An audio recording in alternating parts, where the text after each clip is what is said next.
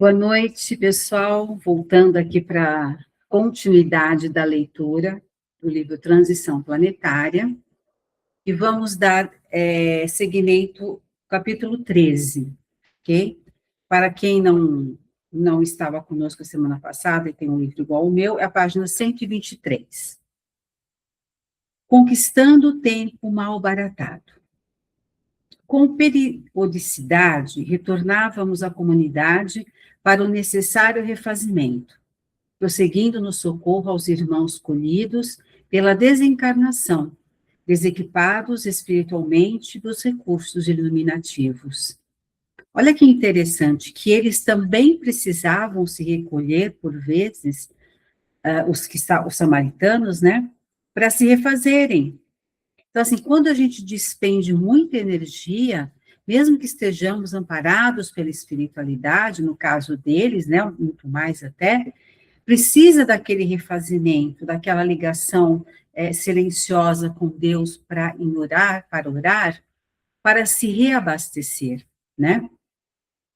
Lentamente diminuía o número de cadáveres expostos nas praias e cidades vitimadas pela tragédia coletiva, enquanto se reorganizavam as urbes, cuidando-se da remoção dos destroços e das reconstruções. A paisagem de sofrimento dos sobreviventes era confrangedora, porém, a vida no seu sublime impulso de superar infortúnios sustentava-os, ajudando-os na reedificação da existência. Rapidamente, para nós, passou o período que nos fora reservado para acompanhar os trabalhadores do bem e deveríamos, Ivon e nós outros, retornar à nossa esfera, para outros compromissos que nos aguardavam, dentro das linhas direcionais da conferência do benfeitor que viera da constelação das Pleiades. Como é natural, agradecemos ao Dr. Charles todo o seu empenho em auxiliar-nos a entender os mecanismos das leis divinas, bem como despedimos-nos dos demais amigos, tomados por justa emoção. Dr. Charles havia convidado 2 espíritos que viveram na Indonésia, a fim de substituir-nos desde que o árduo trabalho prosseguira por largo período. No dia do nosso retorno, o sol enriquecia a região com seus raios abençoados e a paisagem continuava apresentando as marcas irremovíveis do tsunami devastador.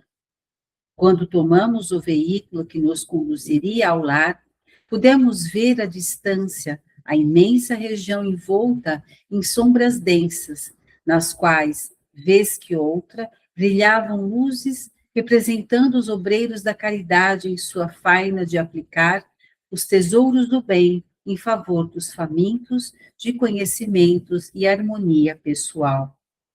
Conduzíamos novas experiências que nos haviam surpreendido pela sua originalidade, já que antes nunca tivéramos ocasião de elaborar esse tipo de socorro. Impressionava-me o milagre da vida, que reverdece as áreas mortas na canícula do verão, enfloresce os ramos secos e quebradiços dos vegetais quando chega a primavera. Reanima os corações desfalecidos na luta desigual, faculta aprimoramento interior.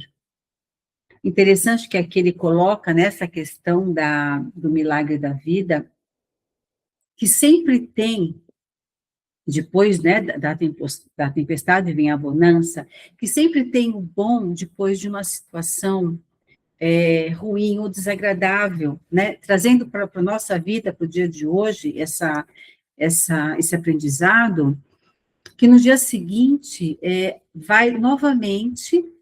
nós teremos novamente a oportunidade de viver algo melhor para nos arrefecer da dor ou da tristeza ou da situação que nos magoou do ontem. Então, pensar que sempre o amanhã vai ser melhor e vai nos trazer um alento, né? Essa passagem me trouxe essa percepção. Triunfa sobre todas as conjunturas aparentemente destrutivas apontando o rumo da imortalidade como a vitória suprema da existência humana. Chegando à nossa comunidade, fomos recebidos carinhosamente pelos amigos da convivência diária, e após nos alojarmos em nossos domicílios, para onde nos acompanharam, solicitaram-nos notícias da azáfama da caridade entre os irmãos infelizes da Indonésia.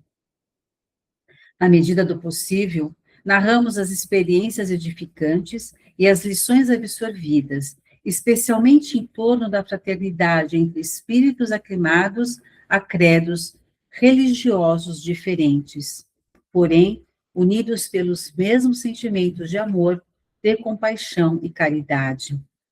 Realmente descobrimos a solidariedade que deve vigiar entre muçulmanos e judeus, católicos e protestantes, espíritas e demais crentes, ou mesmo não crentes, o que nos ensejou inefável alegria interior, redescobrindo a sabedoria divina em tudo pulsante, assim como o poder da solidariedade fraternal, que se não submete aos caprichos rigorosos do ego apaixonado. Em nossa comunidade, estagiavam periodicamente espíritos de diversas procedências, trabalhando conosco sob o clarão do pensamento de Jesus e de Allan Kardec, superando os impedimentos dogmáticos das suas crenças antigas e adaptando-se ao padrão universal distante de siglas e de terminologias, mas sempre idênticas pelos objetivos elevados e as propostas libertadoras. Então, aqui ele reforça que trabalhar para Deus, para Jesus, não precisa ter uma crença, não precisa ter uma religião, basta ter o respeito e o foco do bem que queremos fazer. Quando aceitamos todas as religiões dentro de seus dogmas, mesmo que não sejam condizentes àquilo que nós professamos, aquilo que nós aprendemos, que saibamos respeitar, que cada religião é importante para cada mente aberta para o conhecimento, de acordo com a sua postura. Se hoje eu sou espírita, ontem eu fui católica, anteontem eu fui crente, mais para trás eu fui judia, em outra encarnação eu fui muçulmana, né? Que a gente vem vindo e vem trazendo muitos conhecimentos de muitas vidas através de todas as religiões pelas quais tenhamos passado. E cada uma delas, no momento que nós tínhamos a necessidade do aprendizado, que condizia com a nossa abertura mental de alma, nós nos ligávamos àquele tipo de ensinamento. Hoje tem uma visão diferente do ontem, mesmo dentro da filosofia espírita, eu, vocês, ou qualquer um que professa, se formos observar, a nossa visão em relação aos ensinamentos mudaram, estão mudando, e para melhor, talvez até eu, particularmente, esteja tendo uma abertura de mente um pouco maior, estou vendo de outra forma, antigamente talvez não tivesse enxergado, porque não estava pronta para esse conhecimento, ou não, né? Tudo são propostas nossas de nos avaliarmos, né? Então, eu acho perfeito quando eles colocam eles narram aqui, né? Todos estamos em aprendizado. Pode falar, Leo. O que você falou veio a calhar muito bem no sentido que, para mim, tudo é evolução. Então, até o conhecimento que está sendo vindo por todos agora é evoluído, é de uma forma diferente, bem para melhor. E isso também é meu ponto de vista. E essa coisa de religião eu vejo hoje em dia também, que conheço várias pessoas que frequentavam determinada crença, e eu sempre aprendi, né, no centro espírita, fui católica também, que a gente tem que respeitar. Hoje em dia, mudaram de religião. Uns estavam no espiritismo, foram para o evangélico. Outros, espírita Allan Kardec, foram para a Umbanda. Outros batista, né, evangélico, foram para o candomblé. E tudo bem também, a pessoa tem que se encontrar e sentir bem. e praticar o bem, isso que é importante no meu ponto de vista. É a busca, né? Enquanto Isso. a gente não se identifica com aquilo que está sendo dito para nós, a gente está buscando. Isso não quer dizer que quando a gente acha também, pronto, parei de buscar. Não. É importante continuar, né? É constante, porque a gente É, aprende todos os dias, exato. basta estar aberto, né, ter a percepção e perceber tudo isso e aprender e pôr em prática, que é o É, eu tô nessa busca constante. estamos. Embora Ivon Costa residisse em outra colônia, situada sobre a região do Brasil Central, com sede sobre as formosas montanhas de Minas Gerais, convidei-o a permanecer em nosso lar pelo período intermediário entre aquele e os próximos dias, quando retornaríamos à Terra, dando prosseguimento aos compromissos aceitos. Compreensivelmente, o intercâmbio entre as colônias espirituais é constante e natural, qual acontece na Terra, entre as diferentes comunidades que se sustentam e confraternizam.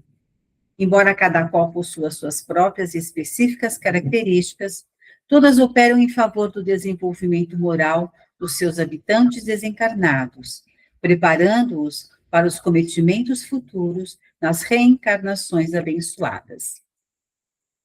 Concluído o labor com o Dr. Charles White, faríamos parte, dentro de 2 dias, de um novo empreendimento, cujo mentor ainda ignorávamos, apesar de informados que fôramos convidados a fazer parte de novo grupo de trabalhadores espirituais. O repouso para nós é constituído pela renovação das energias para aplicações edificantes, revitalizando-nos e auxiliando-nos a melhor entender, cada vez mais, as lições da vida, ampliando os nossos horizontes de serviço ao próximo, no que redunda a serviço a nós mesmos. Desse modo, é um pouco diferente o repouso vivenciado pelos espíritos em relação àqueles de quem têm necessidade os encarnados, que também se renovam, readquirindo forças e equilíbrio para os compromissos da evolução, dentro dos padrões orgânicos em que estagiam. A vida não cessa de vibrar, o que, se acontecesse, reduziria tudo ao caos do princípio. Necessário, portanto, agir, conquistar o tempo anteriormente malbaratado nos comportamentos equivocados, nas lutas do egoísmo, na incessante busca do prazer. De alguma forma, aguardávamos o momento de conhecer detalhes da nova programação com alguma ansiedade. O êxito resultante do cometimento concluído estimulava-nos a aguardar os novos desafios com alegria e gratidão aos céus. Aqueles que pensam que após a morte os justos repousam, equivocam-se, porquanto em todo o universo vigora somente a lei da ação e da edificação. Nesse interim, tomamos conhecimento de que a caravana de serviço aos irmãos do orbe terrestre seria expressiva em qualidade e em quantidade de membros, dividida em vários grupos que atuariam em diferentes locais, sendo presidida pelo sábio geneticista Dr. Artêmio Guimarães. Então, aqui fica muito claro que a lida, né, na espiritualidade é intensa. Terminou o nosso trabalho ali, fizemos o que era necessário, vem outro grupo e vamos para uma outra fase, para um outro auxílio. Às vezes até, eu não li ainda, mas eu acredito até que seja um auxílio em uma situação completamente diversa do que eles viveram lá, né? Então, olha que interessante, a gente, como diz aqui, né, disse o texto, desencarnamos e vamos viver esplêndidos no descanso eterno, só escutando lá os anjinhos tocando harpa no plano espiritual, no nosso lar, vendo, né, passeando pelos lagos, passeando pelos locais maravilhosos, que eu estou lembrando, na verdade, do filme Nosso Lar, que a gente vê aquele local esplendoroso, né? E achamos que vamos ficar lá e ponto, acabou. Não, pessoal, vamos trabalhar, vamos continuar. Conhecia-lhe um pouco a história fascinante que o projetara à condição de chefe do departamento de reencarnações em nossa colônia Redenção. O eminente espírito encontrava-se desencarnado. Fazia aproximadamente 30 anos após laboriosa existência missionária no Brasil.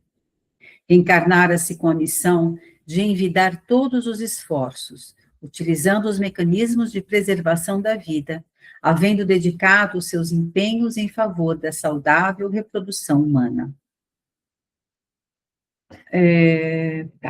Havendo renascido em lar modesto, a fim de conhecer as dificuldades e vencê-las desde cedo, na cidade do Rio de Janeiro, muito jovem ainda, revelou as aptidões superiores conduzidas do mundo espiritual. Criança vivaz e simpática, inteligente e generosa, tornou-se jovem responsável e estudioso, auxiliando a mãezinha viúva, lutadora de grande envergadura, que se comprometera a recebê-lo nos braços afetuosos, enquanto, simultaneamente, frequentava a escola noturna. Com sacrifícios hercúleos, venceu as peripécias da juventude, mantendo-se fiel aos postulados do dever, superando as condições ambientais agressivas e perturbadoras, abraçando o anelo de salvar as vidas ainda em formação, lutando com denodo contra qualquer forma de aborto criminoso. Para melhor desincumbir-se do futuro ministério, transferiu-se para a cidade de São Paulo, após a desencarnação da mãezinha, vitimada pela tuberculose, defluente da debilidade orgânica e da deficiente alimentação, passando a trabalhar com mais empenho até conseguir adentrar-se na famosa universidade daquela cidade que passou a frequentar com espírito combativo e tenacidade. Então, olha só, quando o espírito traz a edificação, né, a evolução, ele não se perturba no ambiente que ele vive. E isso figura que, às vezes, quando nascemos ou conhecemos pessoas que nascem em situações desprovidas do conforto, o que é natural para todo mundo, entender que o conforto é necessário, ter uma casa, ter alimento, ter estudo, ter saúde, né? Já julgamos que aquela situação, ela direciona para o mal. Mas aí fica claro que só se direciona para o mal quem traz dentro de si ainda essa mácula que pertence à moral do espírito, né? Eu acho muito gratificante quando a gente lê ou quando a gente vê em reportagens ou em filmes que falam, né, sobre a vida, que retratam a realidade, quando as pessoas superam aquilo que impedia que elas avançassem, né? Havendo se identificado com nobres mestres de medicina, verdadeiros apóstolos que têm passado pelo augusto educandário de muitas gerações de cientistas e profissionais honoráveis, dedicou-se ao estudo da biologia, da embriogenia, integrando-se no grupo de afeiçoados à nascente engenharia genética. Conseguindo por justos méritos, após a diplomação de médico, uma bolsa de estudos em destacada Universidade Americana do Norte. Vinculou-se ao fechado círculo de pesquisadores dos anovulatórios, dos métodos de contracepção, que iriam contribuir, conforme tem acontecido, para a drástica diminuição do hediondo crime do abortamento. Com plena integração nas pesquisas, tornou-se considerado cientista nessa área, com os seus colegas logrando ampliar os conhecimentos em torno da fecundação humana.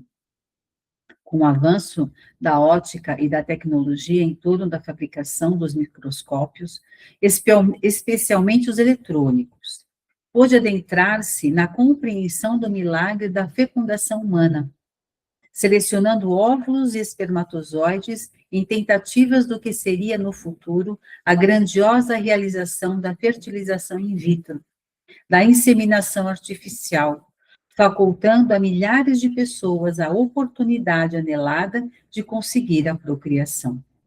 À medida que ocorria a maior conscientização da sociedade em torno do uso dos anticonceptivos, lutando contra o fanatismo de alguns segmentos religiosos intolerantes, tomou conhecimento dos estudos profundos em torno do DNA e da provável futura decodificação do genoma humano, que não teve oportunidade de ver concluído esse extraordinário projeto, cujo primeiro rascunho foi apresentado ao mundo por primeira vez em junho do ano 2000 e confirmado mais tarde em abril de 2003, por ocasião da comemoração dos 50 anos da descoberta da dupla hélice do DNA pelos cientistas Dr. James Watson e Francis Crick.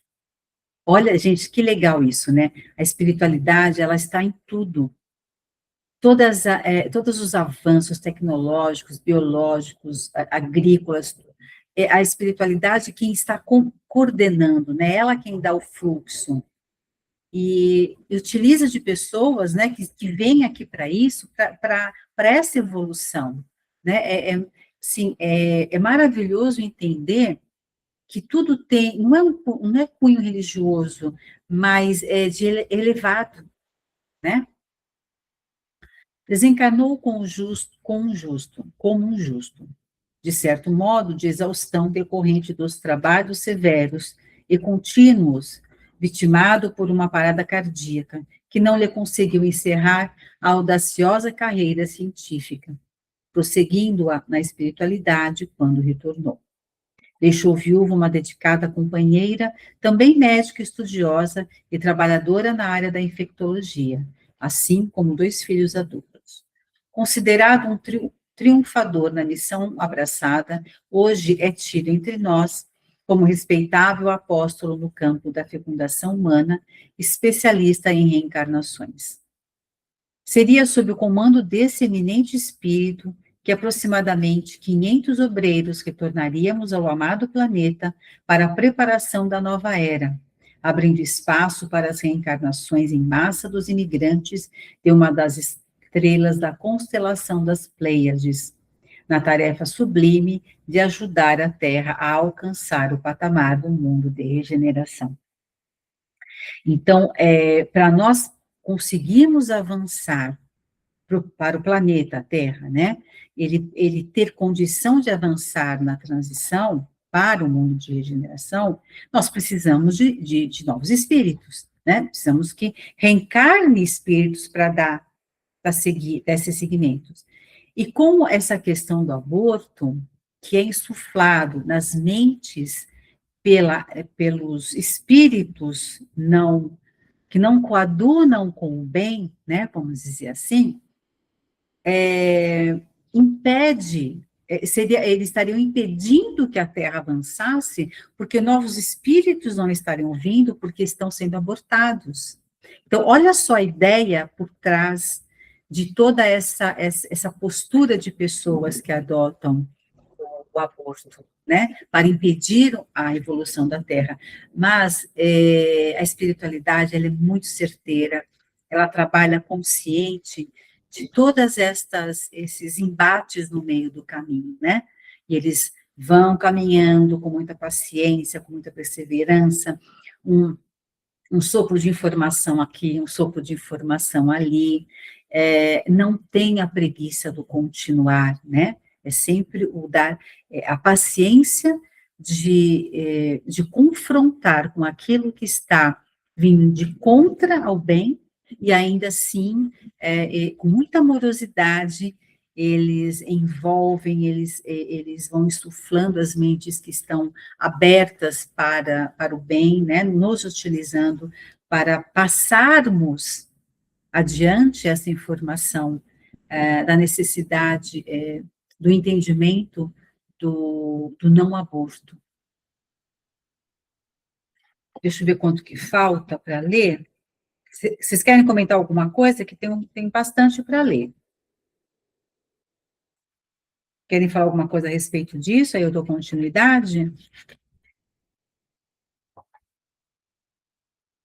Não? Pode continuar? Ok. Tá. Então, vamos. É certo que outras equipes já nos haviam precedido para esse mister. Muitas outras conquistariam diferentes países do orbe, e mesmo nas terras abençoadas do Cruzeiro do Sul, incontáveis laboriosos servidores de Jesus cuidariam de realizar atividades semelhantes. Nós éramos apenas um ensaio e experiência profícua, um quase nada, embora portadores de significado espiritual. Os responsáveis pelos diversos grupos vinham há mais de um decênio planejando em nossa colônia, assim como em muitas outras, desde que o projeto era internacional e sem limites. Programas cuidadosos a fim de que os espíritos abençoados pudessem encontrar os recursos hábeis para os seus ministérios nos dias próximos do futuro. Aqui, ó, fala sobre mais de um decênio. Vocês sabem me informar quanto que é um decênio? Será que são 10 anos? Deve ser, né? Milênios são 1000 anos, deve ser 10 anos um decênio, né? Foi, portanto, é isso, né, Suzy? Foi, portanto, com emulação de felicidade superior, que na noite estabelecida para o primeiro contato, rumamos, Ivon e nós outros, na direção do templo ecumênico, já referido anteriormente, onde nos reuniríamos a fim de nos encontrarmos para conhecer as diretrizes seguras elaboradas para o novo programa especial. Às 19h30, dirigimos-nos a um recinto de menores proporções do que o anterior, fazendo-nos recordar um anfiteatro grego, coberto por uma substância transparente que nos permitia ver a noite esplendorosa com seus crisântemos estelares, lucilando ao longe. Suave melodia que se exteriorizava do órgão repletava o ambiente com harmonia musical. Os convidados especiais, aqueles que participariam do inusitado evento, joviais e encantadores, lotavam o auditório. À hora estabelecida, tivemos o imenso prazer de ver adentrar-se o governador da nossa colônia, acompanhado por outros administradores dos diferentes setores, que foram conduzidos, respectivamente, à mesa diretora e às cadeiras reservadas à frente. Criada por abnegados servidores de Jesus, sob o auspício de Francisco de Assis, nossa colônia alberga uma considerável população de espíritos que viveram no Brasil e alguns outros originários da cultura francesa, que se fixaram no solo auriverde nas mais recentes existências. Interessante que a gente lê, né, o diretor, os administradores, o prefeito, o governador, não é muito diferente, né, daqui. Tem que ter, tudo organizado, cada qual com sua tarefa. Só que as tarefas lá, elas são desenvolvidas por ordem de, e pelo que eu leio, né, os que têm um pouco mais de sabedoria, de evolução em conhecimento, são os que estão, são os que governam, os que administram, porque tem um olhar muito mais amplo para resoluções de problemas, para os direcionamentos de tarefa, de trabalho, né? E eles também, como nós, caminham para uma evolução. O fato de eles estarem lá, fazendo esse trabalho, não os coloca acima de nós, encarnados, estão também fazendo o trabalho deles para poder galgar novas esferas, né? Só um instantinho que eu vou tomar uma aguinha, tá? Peraí. Vamos lá. Todos quantos nos encontrávamos no auditório, com algumas exceções, havíamos militado, quando na Terra, nas hostes de O Consolador, formado conforme a revelação espírita, sendo que outros, embora sem o conhecimento da doutrina apresentada por Allan Kardec, em razão dos seus atos, poderiam ser considerados conforme os denominara o codificador como espíritas pelo coração. E aqui ele traz, ele reforça que as pessoas que estão aqui aprendendo, sendo chamadas para o trabalho, direcionadas para essa ação, elas não são espíritas, elas são pessoas de boas atitudes, de bom coração. Às vezes a gente lê livros assim e pensar, deve ser tudo espírita, né? Todo mundo passou pelo conhecimento, fez os cursos, teve o aprendizado, e na verdade não, né? É de acordo com a sua moral, é o que você traz de bondade. O mestre de cerimônias era o espírito José Lopes Neto, que se encontrava envolto por tênue e brilhante claridade opalina que lhe traduzia a elevação intelecto-moral. De imediato, a solenidade teve início, sendo anunciada uma jovem cantora, que, acompanhada pelo órgão, apresentou a bela peça religiosa Panis Angelicus, de autoria de Santo Tomás de Aquino, para a obra Sacris Solemnis, em que fora musicada por César Franck, em 1872, criando uma psicosfera de altíssimas vibrações. Em seguida, foi composta a mesa central, sendo convidado o Dr. Artêmio Guimarães, e para encantamento de todos, acompanhamos a entrada do pobrezinho de Assis, para surpresa geral, acompanhado pela irmã Clara, no esplendor da juventude e da beleza, e mais alguns companheiros das primeiras horas da sua revolução de amor no passado. O pobrezinho de Assis, não sei se vocês conhecem a história de São Francisco, ele era o filho de um homem muito abastado na Itália, e ele se despojou de todos os bens terrenos e seguiu a caminhada dele dentro do bem. Então, ele começou a ser chamado pobrezinho, porque ele era muito rico, de repente ele ficou, eles consideravam ele miserável por não ter nada, né? O santo irradiava bondade transcendente, como jamais nós tivéramos ocasião de vivenciar, com um semblante suave e doce, trajando as vestes gastas dos seus primeiros dias de ministério na terra, e o ar vibrava de dúlcidas energias canoras e coloridas. Recepcionados à entrada por uma comissão adrede, organizada, foram conduzidos à mesa os 2 apóstolos expostos da irmã pobreza. Estávamos extasiados, respirando em ritmo inusitado.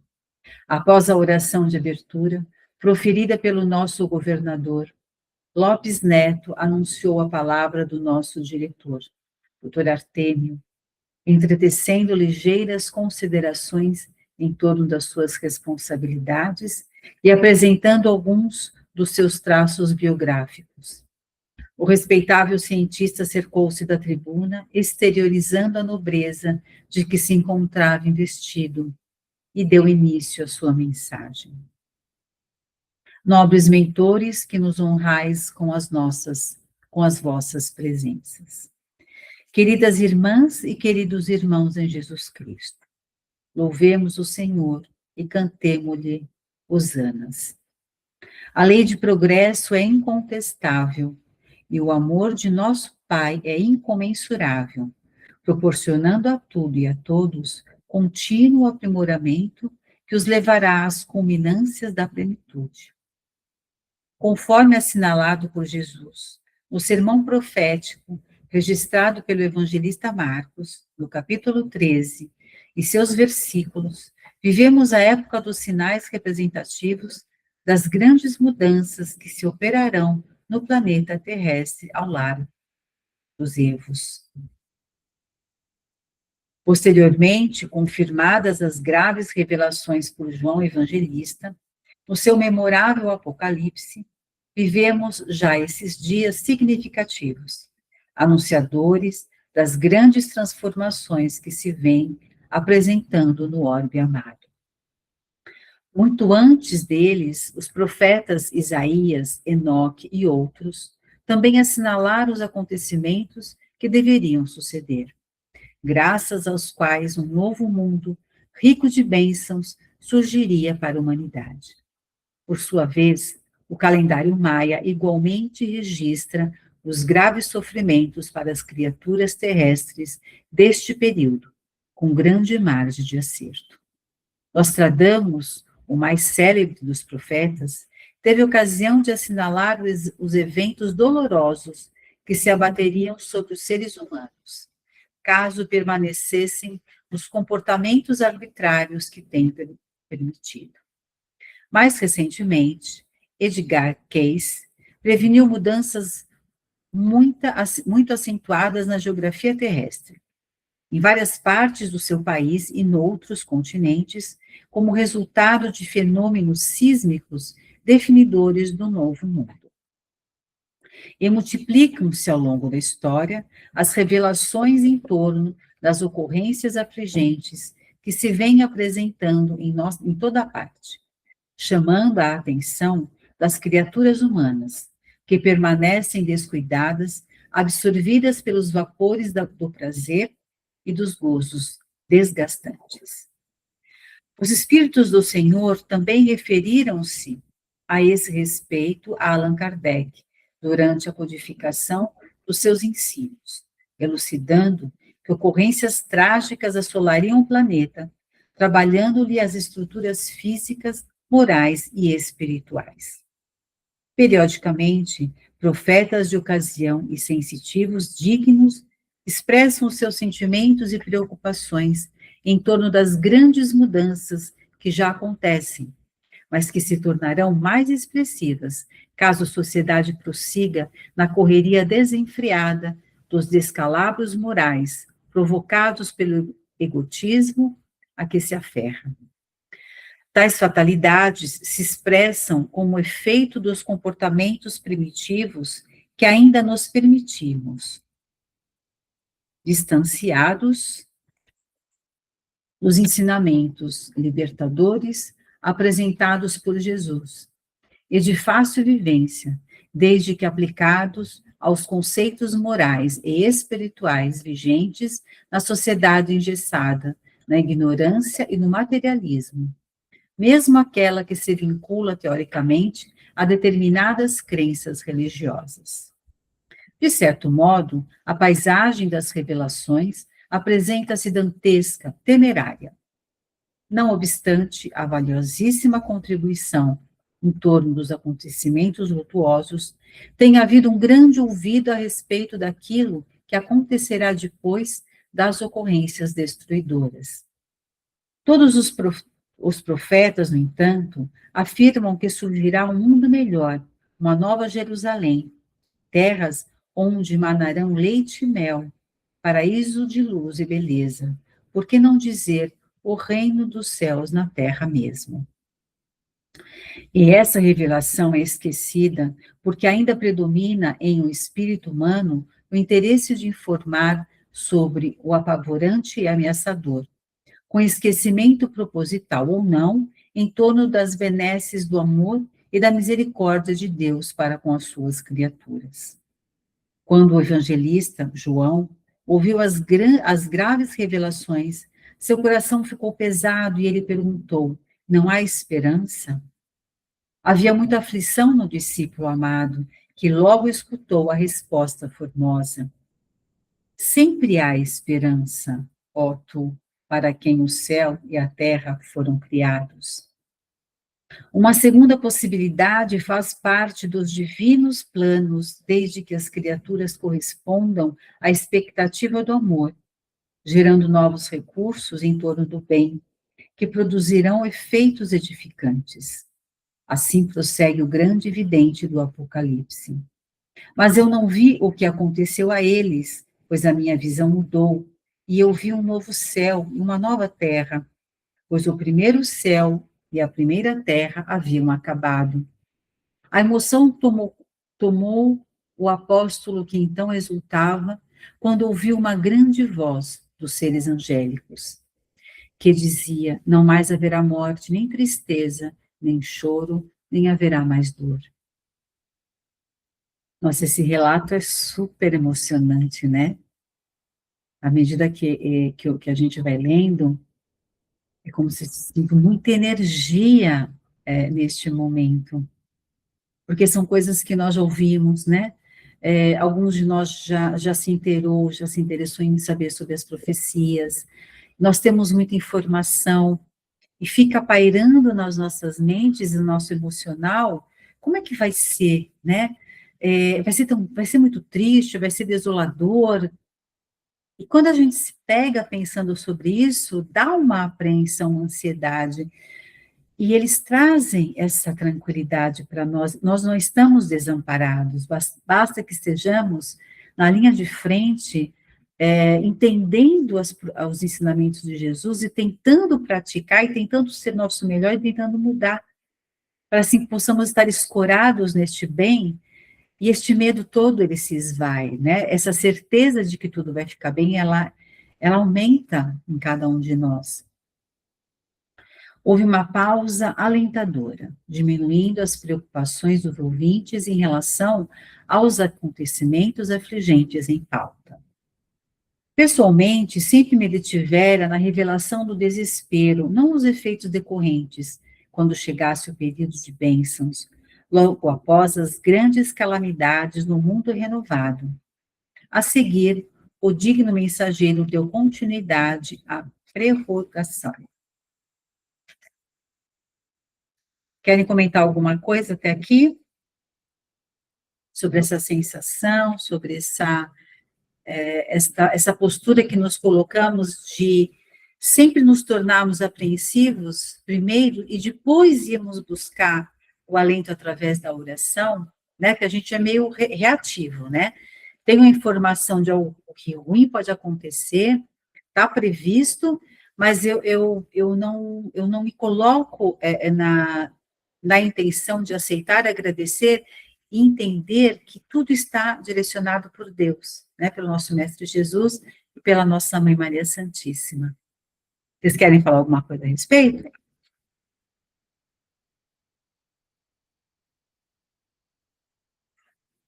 Então vamos seguir. Ocorrerão essas bênçãos, porque espíritos não comprometidos com o mal estarão no planeta construindo o reino dos céus, nos corações e trabalhando eficazmente em favor da solidariedade atendida pelo amor. Virão apressar o progresso moral, utilizando-se do intelectual e tecnológico para promover a fraternidade entre os povos, a fim de que os mais poderosos ajudem no desenvolvimento dos menos aquinhoados, substituindo a guerra pela solidariedade, a escravidão decorrente do comércio perverso pela liberdade de escolha e de trocas, combatendo as doenças pandêmicas e endêmicas, as degenerativas, que já não se justificarão, porque os membros da formosa família não estarão assinalados pelos débitos de grande porte. O planeta renovado na sua constituição física, harmonizadas as placas tectônicas, diminuída a alta temperatura do magma vulcânico, muitos cataclismos que o assolavam e destruíam, desaparecerão a pouco e pouco, apresentando-se com equilíbrio de temperatura, sem os calores calcinantes, nem os frios enregelantes, e com paisagens edênicas. Adaptando-se às novas condições climáticas, o organismo físico experimentará modificações especiais em razão também dos seres que o habitarão, imprimindo nele outros valores fisiopsicológicos que irão contribuir para a sua evolução espiritual. Será nestes corpos que estarão reencarnadas multidões de visitantes benéficos, contribuindo para o progresso da humanidade. Concomitantemente, aqueles que puderem fruir desse momento após a grande transição, graças ao pensamento e à iluminação interior, libertar-se-ão de órgãos desnecessários, mantendo formas gráceis e leves, compatíveis com a futura atmosfera física e moral da Terra feliz. Vocês já observaram, ou já leram, ou até mesmo acho que eu já mandei para vocês algumas vezes, sobre como às vezes nos sentimos fisicamente, quando, até emocionalmente, quando a frequência vibratória da Terra aumenta, que a gente fala que é a ressonância Schumann, quando ela está muito alta, às vezes nos sentimos meio deslocados, meio um pouco ansiosos, taquicardíacos, a sensação de falta de ar, a sensação de que tem um peso sobrenatural sobre nós. Isso acontece porque nós estamos nos ajustando a essa nova frequência. Isso é importante, à medida que vamos sentindo com menos intensidade, nos traz a informação de que nós estamos caminhando para nos mantermos nessa frequência nova, que será a regeneração, que terá a Terra regenerada, né?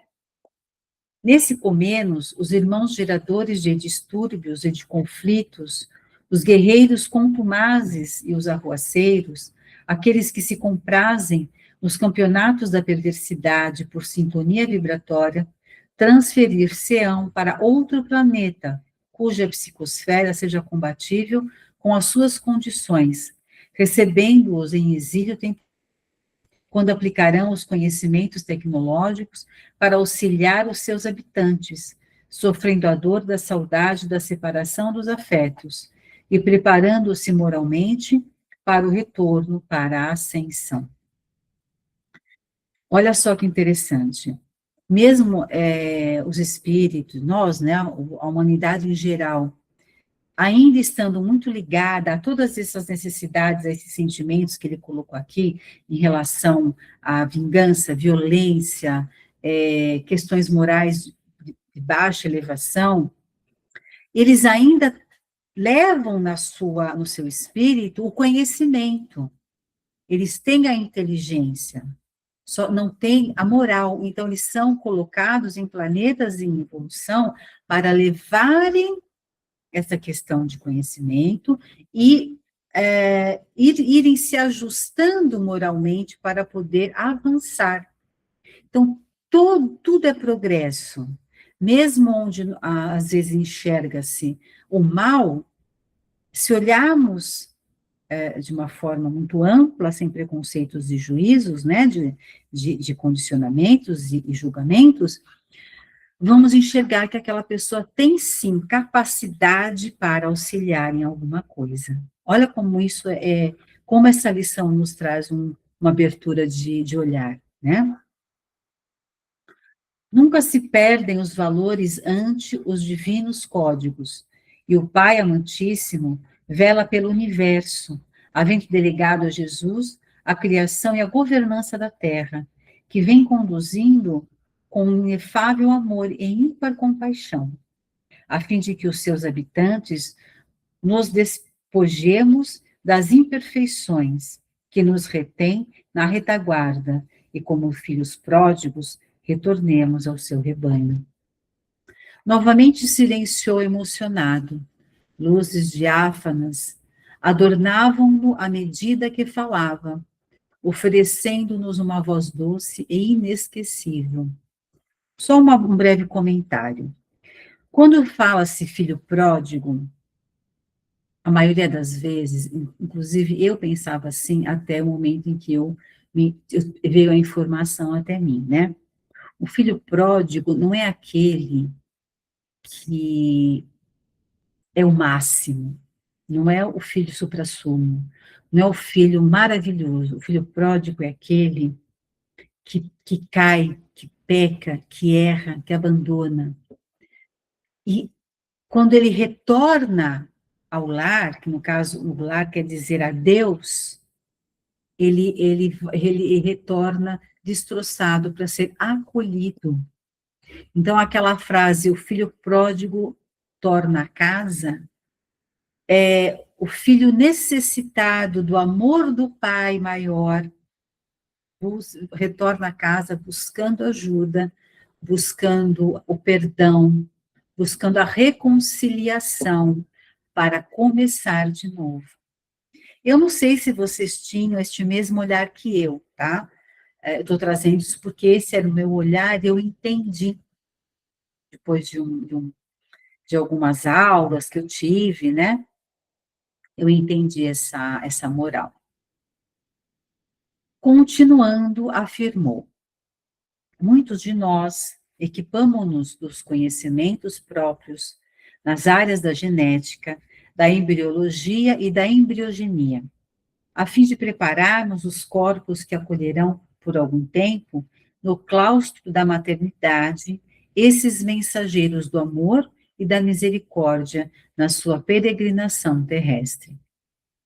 A nossa excursão ao planeta amado objetiva preparar a sociedade para o esforço sublime da grande transição. O tempo urge e é necessário recuperar os dias malbaratados nos jogos viciosos da ilusão.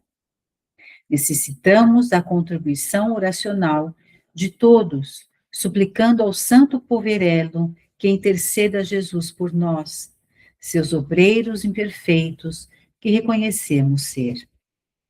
Exorando a excelsa misericórdia do amor para todos, agradecemos a vossa atenção e a aquiescência em nos ouvir, assim como vós outros em participardes do futuro empreendimento preparatório da nova era. Permaneça a paz em nossos corações. Um profundo silêncio, feito de emoção e reconhecimento, dominou todo o auditório enlevado.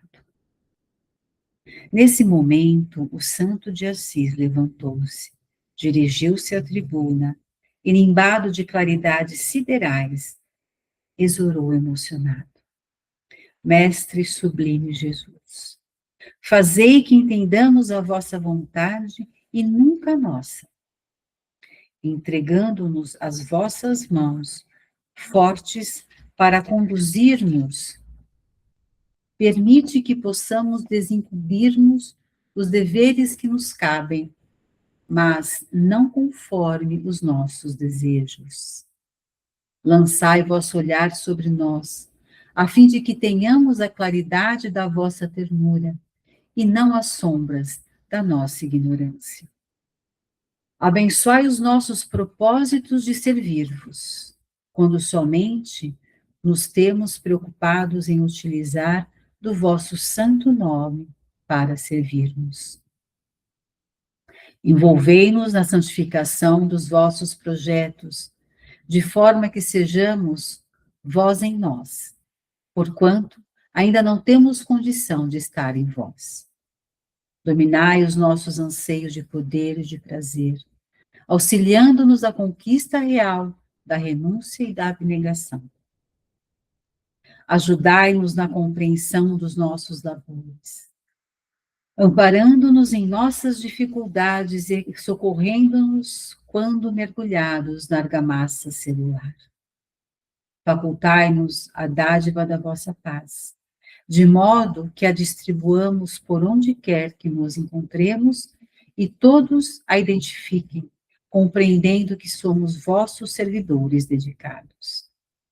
E porque a morte restituiu-nos a vida gloriosa, para continuarmos a trajetória de iluminação, favorecei-nos com a sabedoria para o êxito da viagem de ascensão, mesmo que tenhamos de mergulhar, muitas vezes, nas sombras da matéria, conduzindo, porém, a bússola do vosso afável coração, apontando-nos o rumo. Senhor, intercedei junto ao Pai todo amor, por vossos irmãos da retaguarda, que somos quase todos nós, os trânsfugas do dever. As últimas palavras foram enunciadas com a voz embargada pela emoção. A um sinal de Lopes Neto, o organista começou a dedilhar o teclado com harmonia. Flocos de luz desciam suavemente ao ritmo da melodia que escutávamos. E automaticamente pusemos-nos a abraçar-nos, seguindo o exemplo dos nobres membros da mesa diretora. A reunião foi encerrada com especial onda de ternura e beleza. Uau! Meninas, eu confesso para vocês que eu segurei a minha emoção e desejo que vocês se sintam todas abraçadas nesta luz magnânima que recaiu sobre nós. E para aqueles que depois escutarão, também estarão recebendo no momento que participarão dessa oração do nosso mestre Francisco de Assis.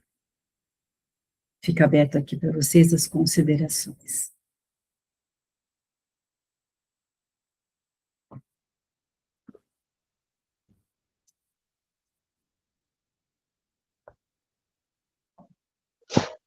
Pode falar, Maria Alice.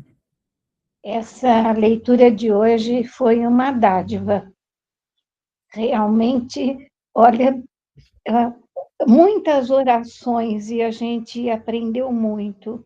De repente, isso está impregnado na gente e a bagagem de mais esse dia é tão importante. É mais uma bagagem que a gente adquire. Muito obrigada, Silvana. Imagina, nós estamos aqui juntas para aprender, né? Foi realmente maravilhoso. Com certeza. Leu? Então, eu já até marquei logo no início do livro esse capítulo para eu ler mais vezes, porque foi muito tocante essa oração, essa energia, e nós aqui todas, essa união, olha, foi bárbaro, bárbaro. Amei de paixão. Gratidão. Com certeza, com certeza. Eu acho que é um fim de noite assim que a gente tem que abraçar e agradecer muito, muito, muito. Sempre muito obrigada. Meninas, eu confesso que se eu pudesse, eu leria todas as noites. Esse encontro que nós temos, eu faria todas as noites. Porque, para mim, como a Maria falou, Maria Alice, é um refazimento do dia, é uma revisão de posturas, de pensamentos, de processos de aprendizado, né? Mas está tudo certo como está. É o momento que nós temos de que seja uma vez por semana, de repente, para durante a semana a gente internalizar, para a gente atuar como aprendizado e exercício, né? Então, a gente vai caminhando como a espiritualidade conduz. Suzy, você quer trazer alguma coisa antes de encerrarmos? Só comentar que eu percebi, assim, de vários livros que eu leio, sempre que eles vão entrar, assim, em alguma missão, sempre tem alguém que fala essas palavras inspiradoras, né? Deixa a gente assim, nossa, você fala, nossa, eu sempre com as minhas palavrinhas pobres, quanta inspiração bonita, né? E você fala, nossa, como o pessoal fala, né? Assim, tem essas orações, assim, ou as explicações, e sempre todo mundo emocionado, né? É muito bonito mesmo. Eu acho que quando a gente está no momento em que a gente queria muito ter essa inspiração para falar alguma coisa para nós mesmos ou para alguém, até mesmo quando a gente vai fazer uma oração, pensa, não sei o que eu vou falar, né? De que maneira que eu vou rezar? Como que eu vou formular a minha súplica? Então a gente fica buscando meios, né? E só que aí, pelo menos eu penso assim, né? Eu vou deixar falar o meu sentimento e meu coração, daquilo que eu preciso, para mim, daquilo que eu preciso entender, daquilo que eu preciso perguntar, e até mesmo daquilo que eu preciso colocar como estou revoltada. Não aceito, preciso de informação, preciso de aprendizado. E aí aparecem os livros, aí aparece uma amiga que manda um post, aparece neste momento uma de vocês que trazem uma informação. E aí aquela oração que eu fiz, quando eu estava um pouco rebelde, Deus me mandou a resposta. Então, gente, vamos nos colocar verdadeiras. Hoje eu estou brava, hoje eu não quero rezar para agradecer, hoje eu quero falar com Deus para dizer que eu não gostei. Como é que eu faço para mudar? E aí ele manda. Eu acho que essa, para mim, é uma conduta que me traz muito alívio, que me tira muito peso. Quando a gente detém informação, a gente carrega muito peso de obrigação, né? E eu não quero mais carregar peso de obrigação. Eu quero ser o que eu sou, aprendendo, exercitando, entendendo que eu errei, que não é legal e que eu tenho que mudar. O que eu acho importante, Silvana, é o socorro, e o socorro vem de imediato. É Sim, impressionante. sim. E é aquela história, né, de interpretação. Cada um interpreta de uma forma, e de repente o socorro vem e vem de acordo com aquilo que você necessita. Meu Deus, só gratidão, É muita perfeito. gratidão. Então, meninas, já são 9h30. Eu não sou britânica, mas eu sou pontual. Acho que para mim a pontualidade me traz equilíbrio, né? Porque eu gosto daquela coisa que como eu sou um pouco ansiosa, eu estou trabalhando isso, ser pontual, organizada, me traz o equilíbrio. Um dia, quem sabe, eu vou aprender, eu evoluo e não necessitarei mais deste sentimento de ansiedade. Mas eu estou caminhando, né? Então, Sim. vamos. É disciplina também, né? E disciplina nos traz liberdade. Isso, perfeito. É isso mesmo. Então, meninas, vamos nos despedindo. Muita alegria de estar com vocês. Muito obrigada por este momento e que Deus nos abençoe. Um grande beijo para todas. Fiquem com Deus. Amém, uma boa noite. Boa Fiquem com Deus, noite. meninas. Boa noite.